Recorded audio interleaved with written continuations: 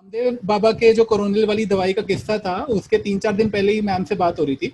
तो मैम कह रही थी कि आयुर्वेद इस समय इतना मतलब प्रयोग कर रहे हैं हम लोग कि मतलब रोज रोज गिलोय बटी काढ़े और मतलब हर घर में कुछ ना कुछ चल रहा है। तो ऐसे में कोरोना की दवाई के तौर पे, जबकि मतलब किसी बिग फार्मा कंपनी के पास दवाई नहीं है आज में, तो आयुर्वेद को सरकार बढ़ावा क्यों नहीं दे रही है और क्या नहीं, मतलब क्या हो रहा है उस तरफ, उस दिशा में।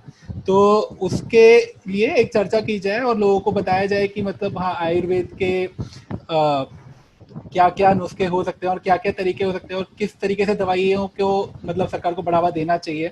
इसके अलावा जैसे बाबा रामदेव का किस्सा हमारे पास आ ही गया है, तो बिग फार्मा का एक रोल भी आता है हमारे सामने कि बाबा रामदेव की दवाई इतनी फुर्ती से ब्लॉक कैसे हुई, और जबकि जो दूसरी दवाइयां हैं उनके इतने ज़्यादा मतलब यूजेस इतने वेरीफाइड भी नहीं होंगे या हैं। जैसे फेविपिराविर जितना मुझे पता है कि mild cases of corona virus के लिए सर्टिफाइड है, जबकि कोरोनिल को एकदम ही रोक दिया गया। तो ऐसे ही मतलब किस्सों पे चर्चा करने के लिए आज लीना मैम हमारे साथ हैं। लीना मैम IAS हैं, महाराष्ट्र में, महाराष्ट्र कैडर से चीफ सेक्रेटरी के तौर पे रिटायर हुई थी और अपने कार्यकाल में इन्होंने भारत सरकार में ये स्वास्थ्य मंत्रालय में काम किया था। 3 साल में इन्होंने आयुर्वेद संबंधी किस्सों आयुर्वेद संबंधी काम पे काम किया है, जिसमें कई सारे अच्छे काम भी मैम ने बताए, जिनके बारे में वो अभी बताएंगे हमको। तो मैम शुरू करते हैं। अभी आप अपना मतलब स्टेटमेंट दीजिए।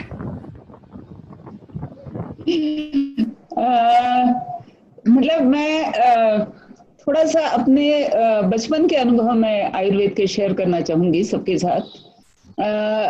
एक बार ऐसा हुआ कि मेरा पहले आयुर्वेद से परिचय कहाँ से शुरू होता है। तो हम लोग बिहार में थे, महाराष्ट्र से बहुत दूर, और महाराष्ट्रियन फैमिलीज वहाँ कोई बहुत ज्यादा नहीं थी और बहुत ज्यादा सब लोगों से अभी जान पहचान हुई नहीं थी।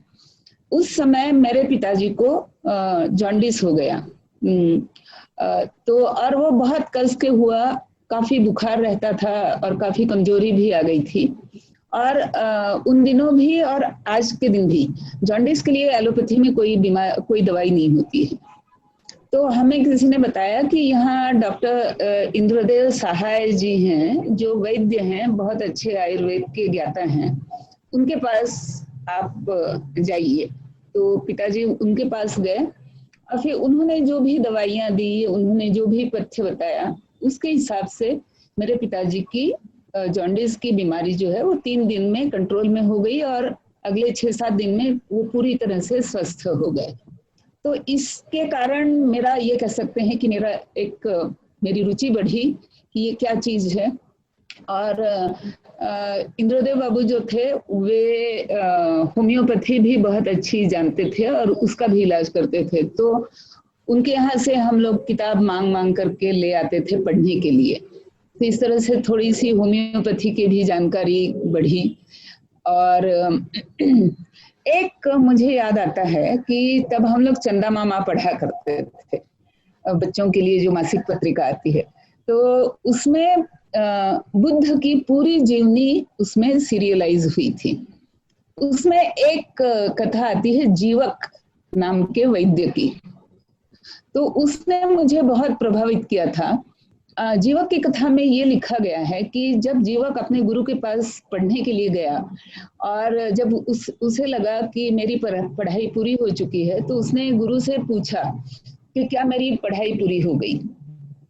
तो गुरु ने कहा कि इसका उत्तर मैं अभी नहीं दूंगा, पहले तुम मेरा एक काम करो कि यहाँ से अपने आश्रम से 10 योजन, उस समय योजन चला करता था लंबाई मापने के लिए, तो 10 योजन की दूरी पर चारों तरफ घूम करके आओ और इस अंतर में तुम्हें जितने भी पेड़ पौधे दिखें, उनमें से जिस किसी के गुण के विषय में तुम्हें मालूम ना हो, वो पेड़ या वो पौधा या वो घास या वो बेल तुम मेरे पास लेकर के आओ, उसके बाद मैं तुम्हारे प्रश्न का उत्तर दूंगा। तो कहते हैं कि जीवक पूरा घूमा और काफी 2-3 महीने उसे लग गए पूरा भ्रमण करने में, और फिर वो खाली हाथ गुरु के पास लौटा और उसने कहा कि इस पूरे परिसर में ऐसी कोई भी वनस्पति मुझे नहीं मिली जिसके गुण के विषय में और जिसके उपयोग के विषय में मैं ना जानता हूँ। तो गुरु ने कहा कि तो इसका अर्थ हुआ कि तुम्हारी पढ़ाई अब पूरी हुई। तो इस कहानी ने मुझे बहुत प्रभावित किया। और एक उन दिनों मेरा एक सपना हुआ करता था कि मुझे भी वनस्पति शास्त्र का इतना ज्ञान होना चाहिए कि मेरे आसपास जो भी पेड़ पौधे, लता, बेल, है ना, घास फूस हो, मुझे सबके बारे में उनके गुणों के बारे में ना सही, लेकिन कम से कम मुझे उनके नाम तो परिचित होने चाहिए। तो एक मेरे अंदर मेरी एक हॉबी ये भी है कि मैं पेड़ों के नाम जानती हूँ बहुत सारे, वो भी मैं हिंदी जो भी लोकल भाषा होती है उस भाषा में मैं उन नामों को जानती हूँ। यह मैं एक बात और बता देना चाहती हूँ आप सब लोगों के लिए।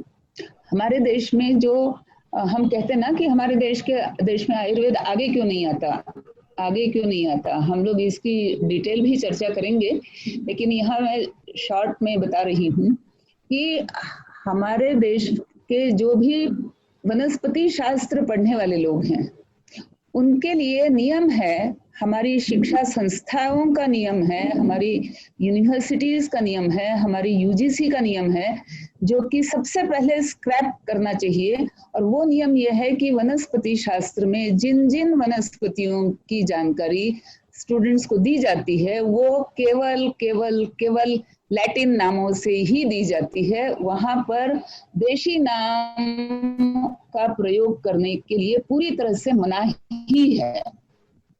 देशी नाम यूज नहीं करने देंगे विद्यार्थियों को, ये इंस्ट्रक्शन है टीचर के पास।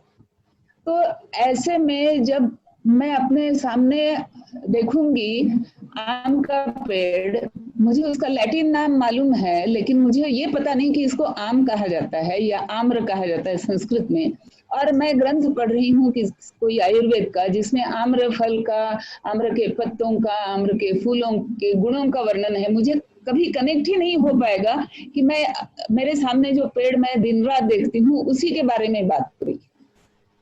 ये एक बहुत बड़ा कारण है कि आयुर्वेद हमारा हमेशा पीछे ही रहेगा जब तक हम अपने आसपास के पेड़ पौधों को उनके लोकल नामों से हम पहचानना या जानना नहीं सीखेंगे। खैर ये तो बात हो गई। अब इंद्रदेव बाबू का एक किस्सा मैं और सुनाना चाहती हूँ, फिर मैं अपने जो बचपन के अनुभव हैं इनको मैं रोकूंगी। मेरे पिताजी को एक बार हाथ पर, ये पूरा हाथ भर करके, शायद हमें लगा कि शायद कोई मकड़ी उनके अंदर आ गई और वो पिच गई उनके हाथ से, और शायद मर भी गई हो, तो उसका कोई जहर उसने छोड़ा, क्योंकि पूरे हाथ पर जैसे मकड़ी के जाले बुनती है मकड़ी, उस तरह की पूरी जाली इस हाथ में यहाँ से वहां तक पड़ गई थी और बहुत ही अधिक पेनफुल। और उनको उसके साथ साथ बुखार भी था।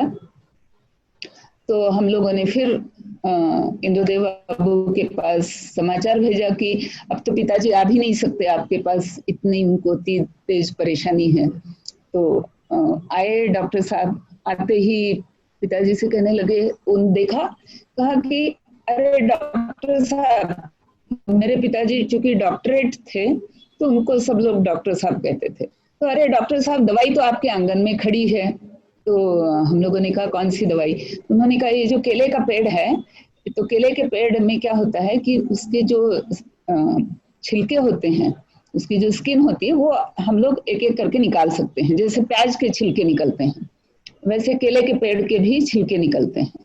उन्होंने कहा 2-3 ऊपर वाले छिलके निकालिए, फिर आप देखेंगे कि अंदर में पानी भरा हुआ है, नीचे जड़ में वो पानी, और वही की मिट्टी निकाल करके उसका लेप बनाइए और हाथ में लगाइए और तुरंत आपको इसमें आराम मिलेगा। और वो वाकई में हुआ। दोपहर में हम लोगों ने शुरू किया, 2-3 बार रात तक हम लोगों ने इस तरह की नई मिट्टी ले ले करके लगाई और पिताजी को बहुत अच्छी नींद आई, बुखार उतरा। दूसरे दिन, तीसरे दिन, 3-4 दिन में पूरा उनकी जो समस्या थी वो समाप्त हुई। तो इसलिए मुझे ये अपना पर्सनल मेरा व्यक्तिगत अनुभव है कि अगर हमें जानकार आयुर्वेद के जानने वाले अगर अच्छे मिलते हैं तो इससे हमें बहुत लाभ होता है।